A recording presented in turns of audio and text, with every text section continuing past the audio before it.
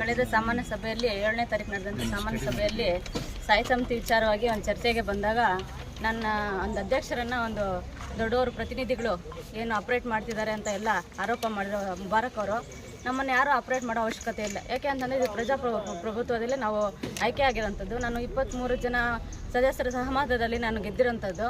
ನನಗೆ ಇನ್ನೊಬ್ಬರು ಆಪ್ರೇಟ್ ಮಾಡೋ ಅವಶ್ಯಕತೆ ಇಲ್ಲ.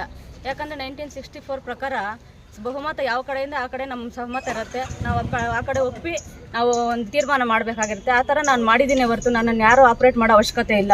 ನನ್ನ MLCಗಳಾಗಲಿ MLAಗಳಾಗಲಿ ಯಾರೂ ನನ್ನ ಆಪ್ರೇಟ್ ಮಾಡಿಲ್ಲ. ಅವ್ರು ನಮ್ಮ ಒಂದು ಕರೆಗೆ ಹೋಗ್ಬಿಟ್ಟು ನಮ್ಮ ಸಭೆಗೆ ಬಂದಿದ್ರು, ಅಷ್ಟು ಬಿಟ್ಟರೆ ಅವ್ರು ನಮ್ಮನ್ನ ಆಪ್ರೇಟ್ ಮಾಡೋಕ್ಕಂತ ಬಂದಿಲ್ಲ. ಇದು ತಪ್ಪು ಮಾಹಿತಿ. ಕಳೆದ ಬಾರಿ ಅವರು ಮುಬಾರಕ್ ಅವರು ಅಧ್ಯಕ್ಷರಾಗಿದ್ದವರು, ಅವ್ರಿಗೆ ಇದ್ರ ಬಗ್ಗೆ ಯಾವ ಥರ ನೈತಿಕತೆ ಅಂತ ನನಗೆ ಗೊತ್ತಿಲ್ಲ. ಅವ್ರು ಬೇರೆಯವ್ರು ಆಪ್ರೇಟ್ ಮಾಡಿನೇ ಅವರು ಅಧಿಕಾರ ನಡೆಸಿದ್ರು ಅಂತ ನನಗೂ ಗೊತ್ತಿಲ್ಲ. ದಯವಿಟ್ಟು ಈ ಮಾತು ಅವ್ರು ವಾಪಸ್ ತಗೋಬೇಕು.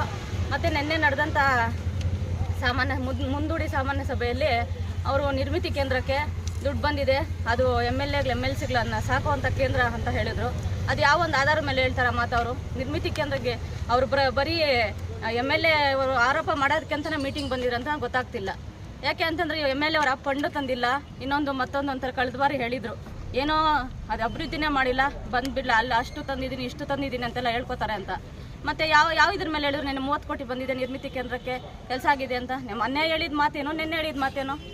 ಇದೇ ಥರ ಬಂದಾಗೆಲ್ಲನೂ ಪ್ರತಿನಿಧಿಗಳ ಮೇಲೆ ಆರೋಪ ಮಾಡ್ತಿದ್ರೆ ನಾವು ಮುಂದಿನ ದಿನಗಳಲ್ಲಿ ಬೇರೆ ಥರನೇ ಒಂದು ನಿರ್ಧಾರ ತಗೋಬೇಕಾಗತ್ತೆ. ನಾವು ಸದಸ್ಯರ ಸಮ್ಮುಖದಲ್ಲಿ ಕೂತು ಮಾತಾಡಿ ನಾವು ಮುಂದಿನ ದಿನಗಳ ಪ್ರತಿಭಟನೆನೂ ಮಾಡಬೇಕಾಗತ್ತೆ.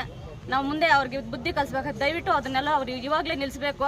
ಈ ಥರ ಜನಪ್ರತಿನಿಧಿ ಮೇಲೆ ಆರೋಪ ಮಾಡೋದನ್ನು ಬಿಟ್ಟು ಅವ್ರ ಕೆಲಸ ಏನಿದೆ ಅದನ್ನ ಮಾಡ್ಕೊಂಡು ಹೋಗಬೇಕು.